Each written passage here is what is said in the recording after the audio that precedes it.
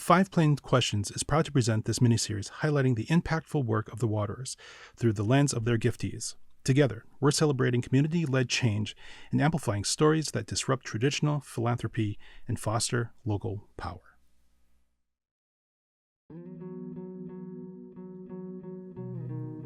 Hello, and welcome again to another episode of Five Plain Questions, a podcast that proposes 5 questions to Indigenous artists, creators, musicians, writers, movers and shakers, and culture bearers, people in the community that are doing great things for their communities.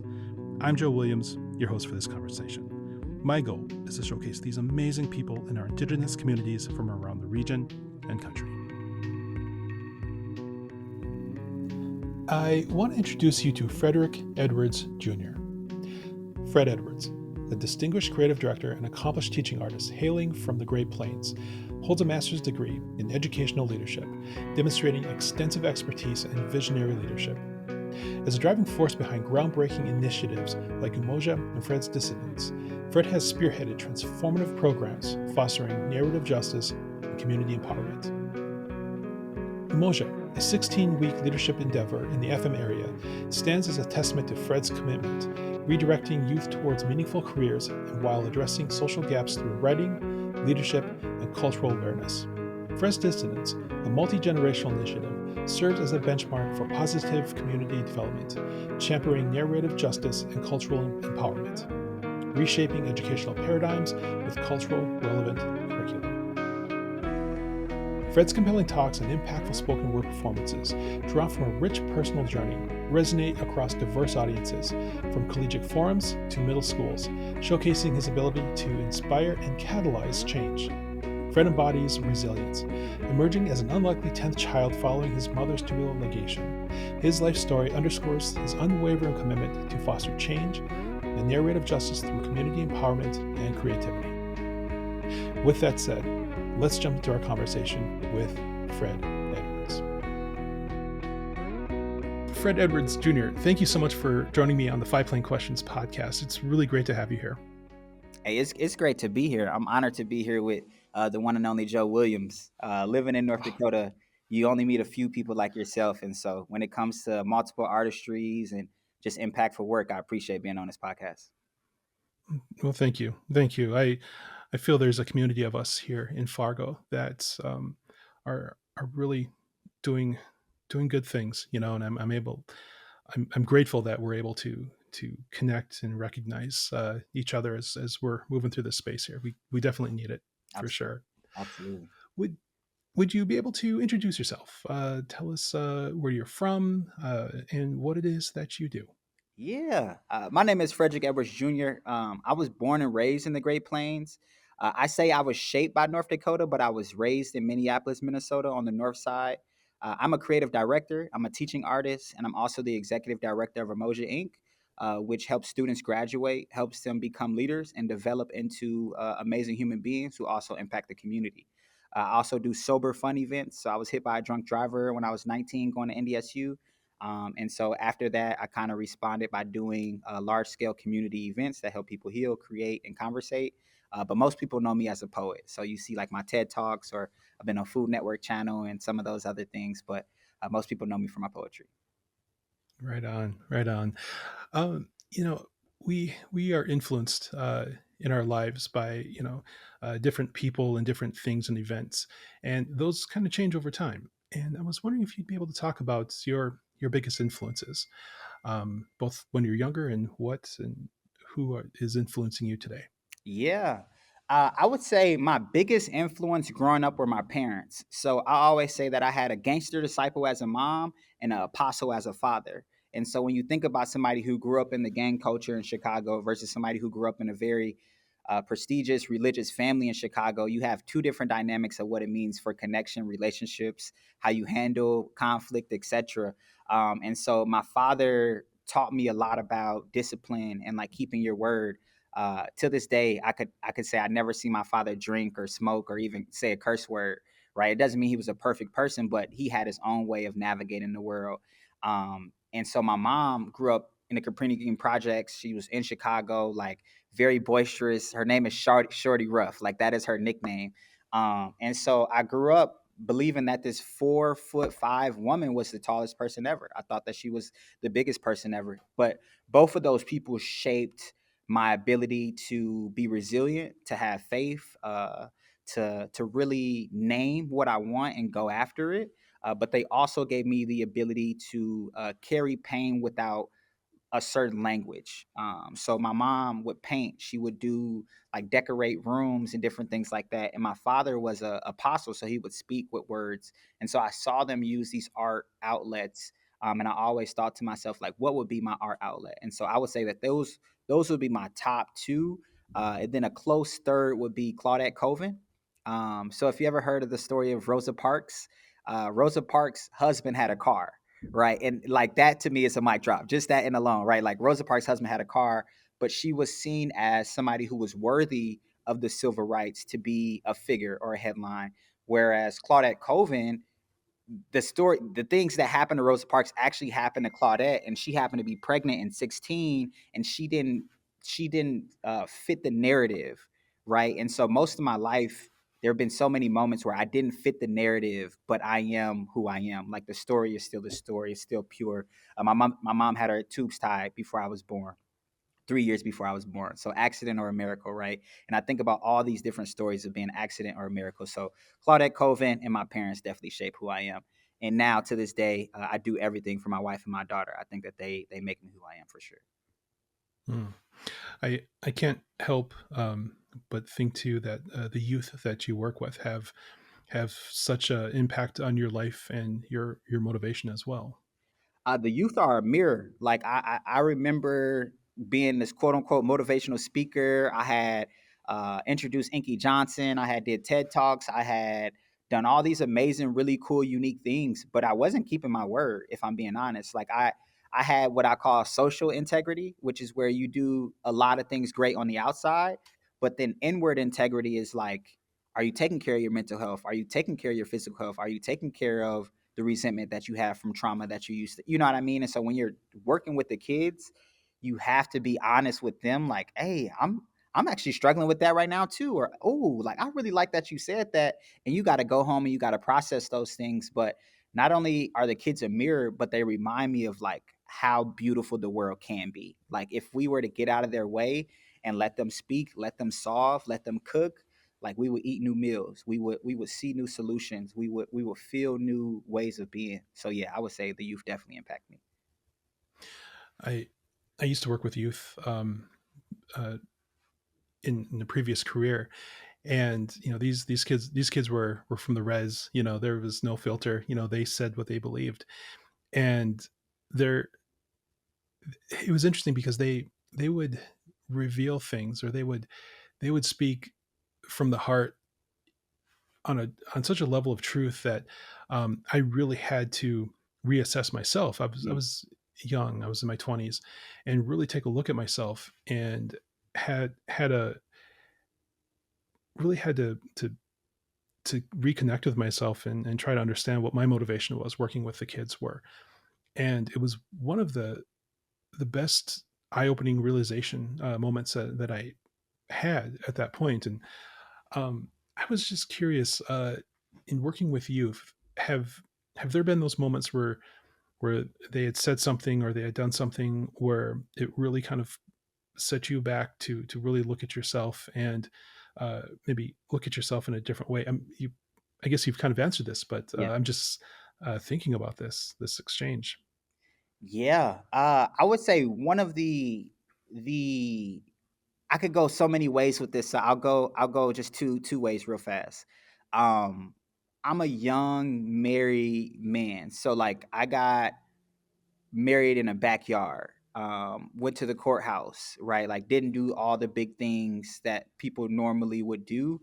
And it was primarily because my priority was not ownership. Like I didn't want my wife to feel owned or me feel owned. We wanted to be a partnership. And I think my students seeing that I, a black man, am married to a black woman, that in itself is a really big deal in this area in North Dakota. And not that there is an issue with interracial relationships, it's just the leaders that they've had typically are not. in relationships with the same cultural group. And so for me, I wanted to ask kids, like, why is that an issue? Why is that a problem? And it wasn't actually the relationship, but it was typically what people absorb and say is like the reality, right? And so you would hear students talk about how their step parent wasn't of the same culture of them, and so they would get gaslit, right? Or their step parent had maybe gender roles or values that they believe were important. And that really got to me, primarily because there's 90% women in Umoja. And so these young women are telling you stories, and you have to ask yourself, like, am I doing this same thing? Am I continuing this same cycle with my child? Am I continuing the same cycle of conversation or relationship with my partner? Um, in one particular instance I'll never forget, because it happened recently, where a student, one of my students said, we don't have a whole lot of examples, because I said, hey, I want you to list 10 amazing people in your life, right? And they just got the name and people, and they were all women. And so I was like, do y'all have anybody who is non-gendered or multiple genders or any of these things? Or is there any men? And they all started laughing, and they were like, the bar for a man is so low that we are still trying to remember, like, essentially, like, what does it take to be like a great father figure or male figure, etc. And so I take that as a badge of honor, that there's still a lot of work to be done, there's still a lot of work to do, and a reminder that no matter how decolonized I can be, the patriarchy, I still advance, and I still pull up, and I still push up. Um, and I think the kids reminded me of that is super healthy, right? Because I think as a man, you rarely get reminded that you could be advancing patriarchy in the normalest of ways, or what you would consider normal. And so I would say that's my big one. And then my small one is, I had a student named Clarence. I think you actually met Clarence because he did a film at the film festival, but he was a young man. He was a freshman. I was working with the Human Family. I was also working at Youth Works North Dakota, and like I was just doing a whole lot of stuff, but I couldn't think of what it was. And I just remember one day just leaving practice and being like, man, I don't actually know if this is like of purpose or of value. And I remember Clarence telling me, like, man, I just got expelled from school. Like, you allowed me to still continue this film festival. He got paid to be in the film festival. He was connected with people like Sean Kaufman, like, and he felt important, like he felt dignity. And so he lives in North Carolina now, and he just messaged me right before Dreamville Festival, and he was like, man, I just appreciate you and all the people that you were with who saw me. And I would say that it wasn't just me, but it was a community of people who saw me, who saw him, who saw others. And so I always say I'm one voice of the collective many, and the youth remind me of that all the time. I I want to jump into so many things right now. You're connecting with so many things, but I got to stay on this All right. template of the podcast. Uh, this is great. This is great. Um, let's let's talk about your career. How you got to this point, and I know this definitely started in college, college and post college. Your TED talk. I think you were 19 when Yeah. you gave that TED talk. Uh, so yeah, can we talk about your journey to this point here? Yeah. I would say college kind of forced me to find a new language to live through. And the reason I say that is because my freshman year of college was my first day of orientation, was my first day in North Dakota, was my first time experiencing belt buckles and cowboy boots and people who lived on pig farms. And I haven't eaten pork in 10 years, right? Like, there were just so many cultural shocks that I had to ask myself, like, what does it mean for me to lead myself? Right. Like, I was coming from the north side of Minneapolis. At that time, I had 44 of my friends shot and killed.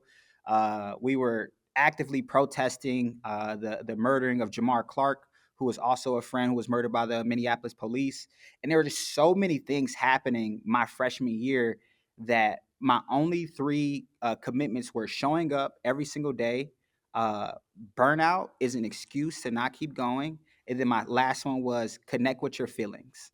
And I had never connected with my feelings because being tough and being like what you want to do, like that was my like my know it all be all, right?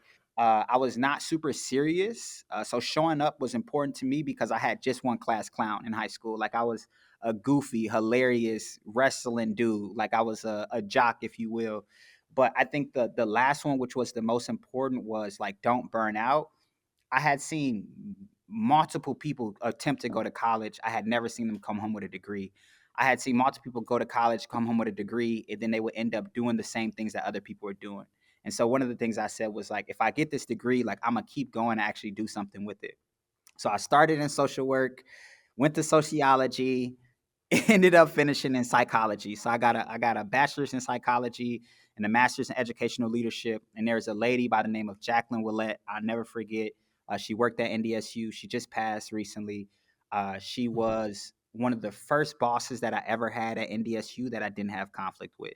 I had quit working at the card center because the lady was a very loud Trump supporter, and the other person who was like over the card center was so lovely to me and so sweet that I just told her one day, I broke down like in tears, like, man, this lady says that I'm like doing reverse racism and I'm like doing all these things. And I just remember telling her, like, I can't take this anymore. And I ended up quitting that. And then I was working for like another place inside the NDSU OMP office where I was like a event curator, and I was doing like event stuff with them and all of that, and it was like a year in advance. And I remember telling them like, this is not helping me pay for school, like I'm about to have to drop out. And I ended up quitting that and getting a job at the grocery store. When I got a job at the grocery store, I was listening to motivational podcasts like every single day. And one day I posted an Inky Johnson quote. Like Inky is like this huge football player. I posted a quote, and one of the NDSU leadership guys reached out and he was like, "Hey, Inky's coming to town to talk to the football team. Would you like to give him a ride?" I'm like, "Man, stop playing with me. Like, hey, you are not serious." And at that time, coming from Minneapolis, you didn't need a car. Like, you didn't need to drive. Like, I took public transportation. I didn't get a license till I was 20. And so, like, literally applying to get a license as Inky Johnson is on his way here because I'm like, I gotta drive this man. I gotta meet this man. And I ended up doing the Let's Talk About It poetry spoken word piece, introducing Inky Johnson. And I remember dropping him off and just asking him to like just pray over my life, because faith has always been like a navigator for me. And so I remember him praying over my life and him being like, man, there is not one motivation that anybody has that's going to be better than your own motivation. And I took that, and so I started to really go into these leadership development programs. Shout out to Matthew Scoy and Steve Winfrey at NDSU. They had these leadership like conferences, leadership things, and so I applied to do a TED Talk the year before, and I got that. I started doing these leadership things, and then slowly but surely, my name started to get out there as a public speaker, as a curator, and I started to just work in Office of Multicultural Programs, and I started to do events, and I started to just grow.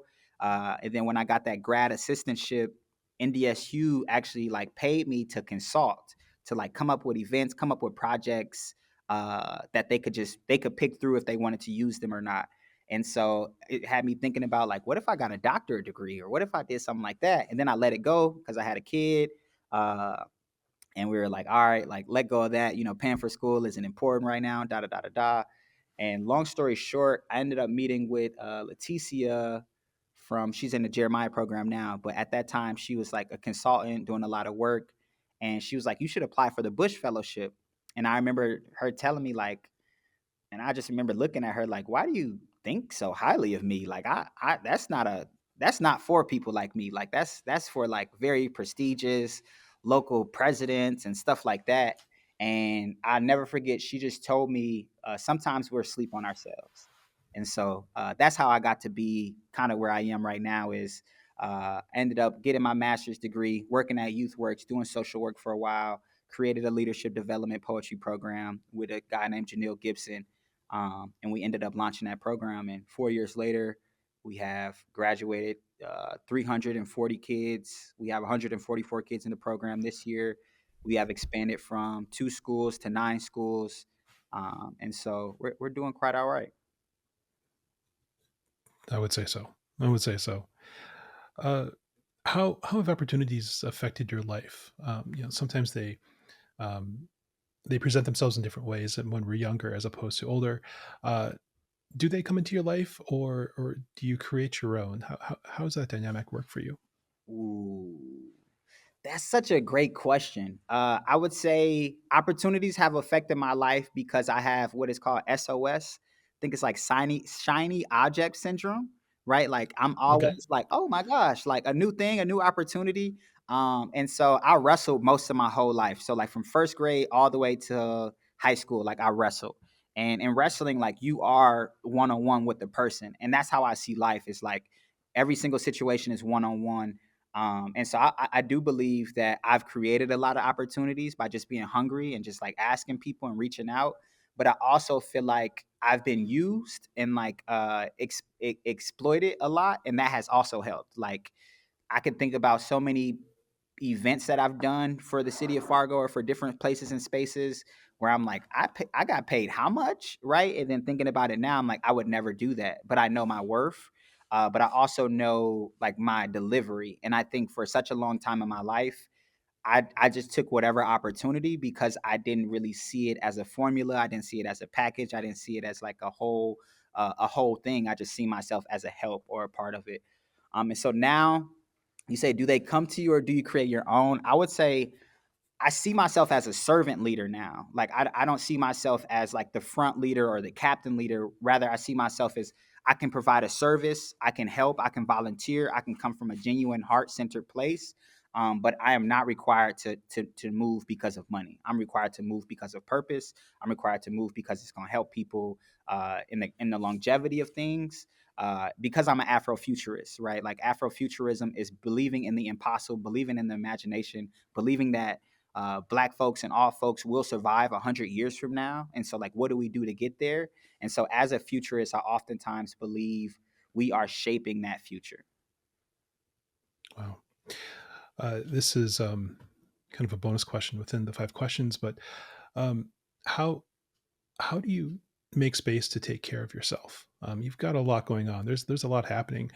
Um, is there is there a way that you're able to sort of step away from everything just for yourself, if you're able to, Yeah, or your family? I want to answer that question truthfully, just because I feel like oftentimes I hear podcasts and this is the question and I'm like, oh snap, like tell me the truth. Um, there are a lot of parts of myself that I am taking care of, and there are some parts of myself that I think are uh, backburnered, if you will. And so by backburnered, I mean like grief for me is so cyclical. We just had a funeral for an eighth grader like on Friday. We had a Yeah. student of mine, sister, who was murdered in Horace a week ago. 2 weeks ago, my fishing buddy was. So like for me, grief is a cyclical thing. It's something that is very real, very honest. And then having family and friends dealing with addiction has been like those two parts. I would say I have not figured out yet. Like how to do the wellness for that. But as far as me as a whole person, being able to show up with joy, with healing, with excitement, uh, with like a faith centered mindset, cold plunging, like sauna, cold plunging. So I go to Studio Nomo. In Moorhead, Minnesota. I have a physical trainer right now. So Andre over at Empire Sports is doing some amazing stuff, but he also stretches and does like the chiropractic and all of that. That's really huge. I have a writing coach. So Jamie Larson, she's not only an amazing human being and community member, but she's helping me write a book. And so I've been writing about my trauma. Those have been really huge for me. But then the fourth and the biggest one is I had a best friend. That was the one we got hit in the by a drunk driver together. He's no longer with us, and so oftentimes I like send letters and text to his parents and text to his mom, and a lot of people who are no longer here with us. I'm always like sending them gifts, sending them presents, sending them thoughts, because I believe like I am this successful because of so many people who are like even in the next world are like rooting for me, and wanting me to win, and so. That's how I would say I keep the wellness. But then I would say me and my partner have been very honest for the last 8 years about like if we're feeling unbalanced. Like, hey, I'm gonna need a little extra support. I'm gonna need a little extra, reassurance or whatever that is. And so I would say Sydney, my life partner, has been a very good part of my wellness as well. Yeah. That's It's wonderful to hear. Um, yeah, I guess this really leads into our final question. What would you say to the 18 to 22-year-old that's listening to this conversation? Ooh, 18 to 22. I was kind of still a knucklehead then. Like I was still wilding at 18 to 22. Uh, so a lot of people probably don't know this, but I'm at a point in my life where I no longer care. It is what it is. I got into a lot of legal trouble when I first got to NDSU. I think I went to court 109 times. They had this thing called joint possession. And so there's many times where I was in a car and I didn't say something was mine, but also nobody else in the car said it was theirs. And so everybody would get charged for whatever that thing is. So the bigger the car, the more people would get charged. And so coming from the north side of Minneapolis, I had this like, don't snitch, don't tell, right? Like just go through these court cases because at the end of the day, like you didn't do it, so you'll be fine. But that still comes with baggage. That still comes with like weight. That still comes with heaviness. And so what I would say is to my 18 to 22-year-old self, like when you numb one thing, you numb all things. Like when you numb disappointment, you also numb joy. When you numb being angry and seeing people work their butts off and not get what they get, like you also numb people getting karma or people getting like reassured. And so this idea that you can numb some feelings and not all, I would say is like the biggest lie. The biggest lie I told myself, the biggest lie I told other people, like, oh, just get through the year, just get through the week. And that is not always reality. And so what I would say to my 18-year-old self is like, people are going to tell you to slow down, but don't just slow down and ask people why they slowed down. Because it was in talking with people like Holly Mackey and like Matt Scoy, and you meet all these amazing, busy people, and you're like, how are you healing? You know, how are you finding wellness? And they'll tell you like little cribbits here and there, and you take all of those and you make your own. And so I feel like for myself, when I left YouthWorks, I went 9 months of not getting paid for the work I was doing.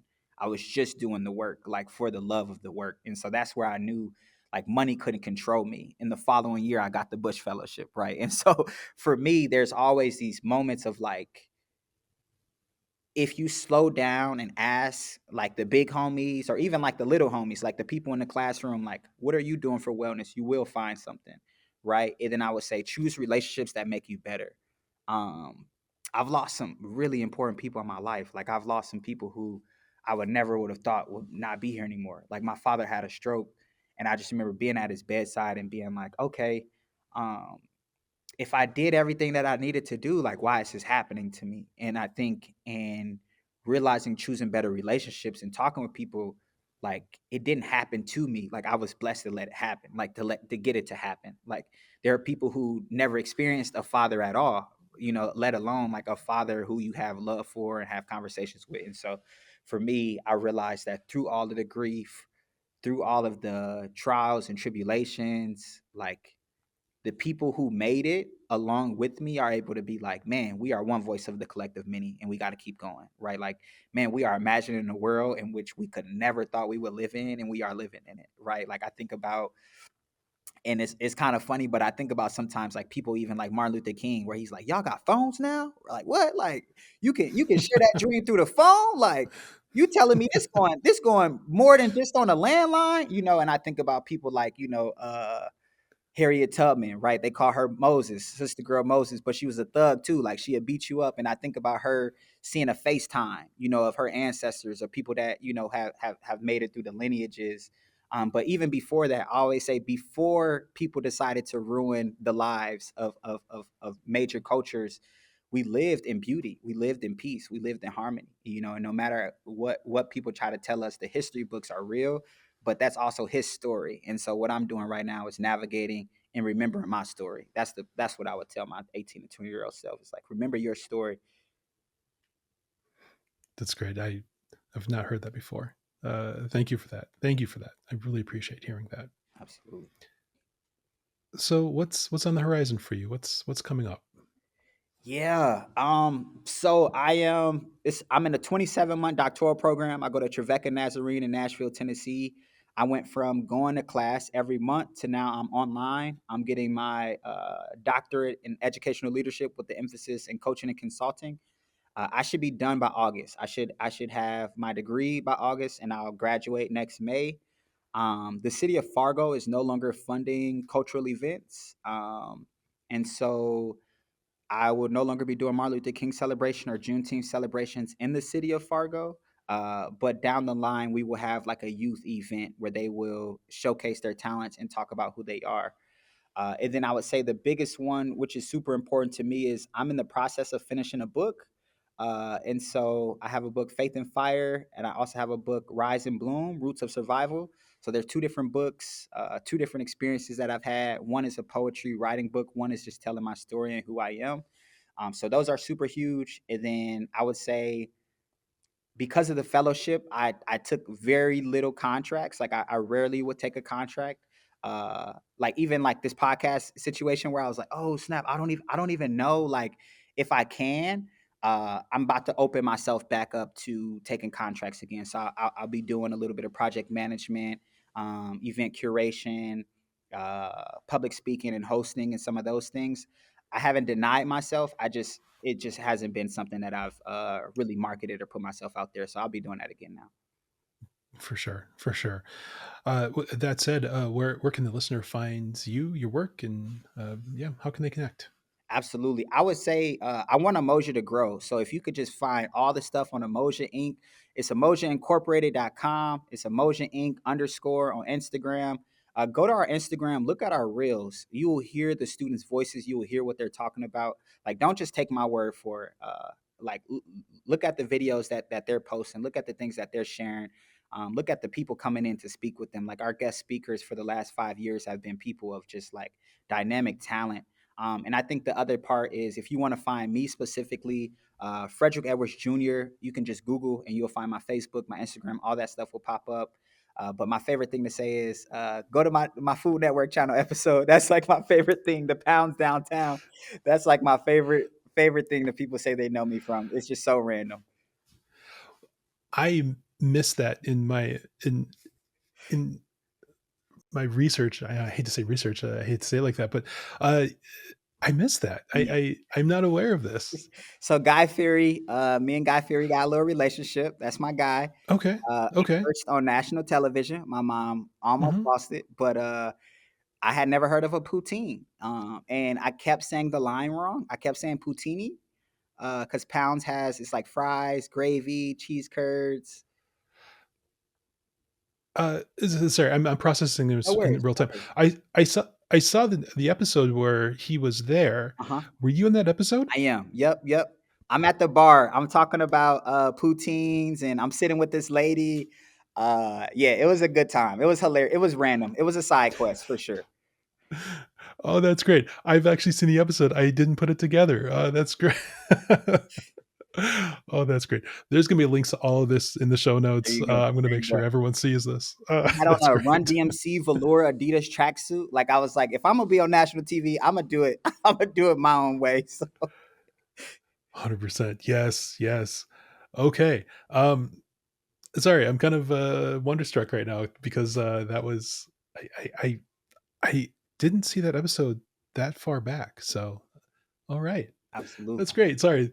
This is a whole left field thing for me. I wasn't No expecting to have worries, this no worries. realization. But Joe, I got this piece, but it could be controversial. But I'm just wondering, could I share a piece of mine? Absolutely. All right. So Absolutely.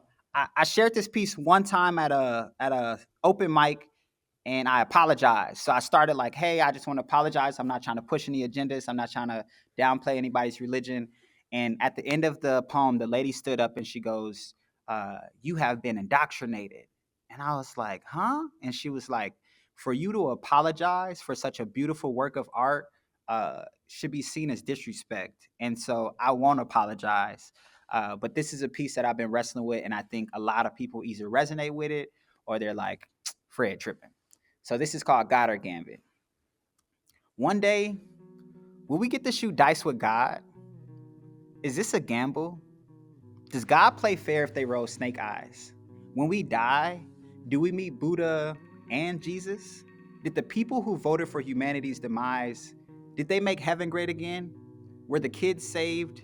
If there were men worse than Hitler, do they ascend or become mosquitoes? Can they ask for forgiveness? What about the kids who raced the first place just to make it into a world and be sent out of it? Am I wrong to question your God? He killed his own son, but not the devil? Maybe I don't want to roll dice with the friendly fire. Maybe this divine intervention feels like I'm being gaslit, fracking my rock-hard heart, questioning if life is a gamble or a game. Is Uber working up there? If so, could you come and get me? For either way in this poker game, I fold. Because the cards you dealt never felt fair. But those are the games in life. You don't have a choice but to participate in. God or game. Fred Edwards Jr., thank you so much for being on the podcast. Absolutely. Thank you for having me, Joe. Honored.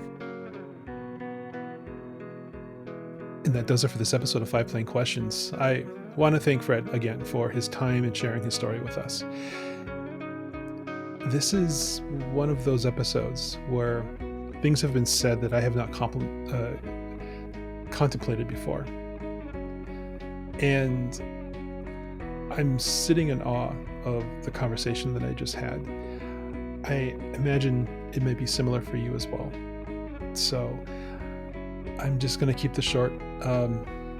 Fred is a gift to our community, and I couldn't be more grateful to share this space with him.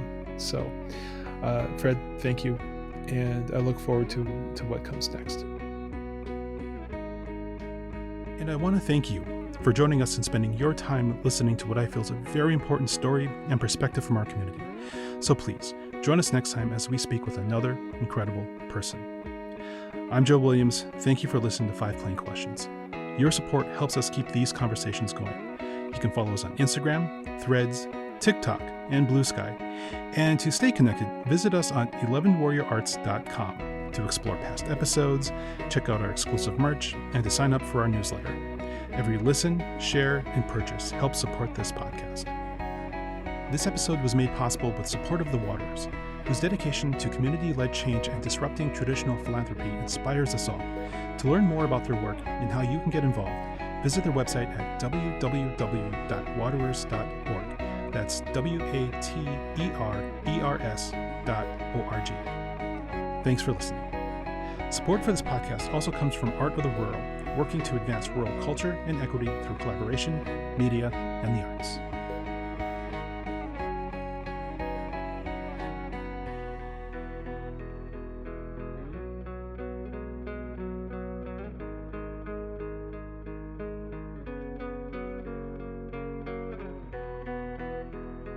This has been an 11 Warrior Arts production.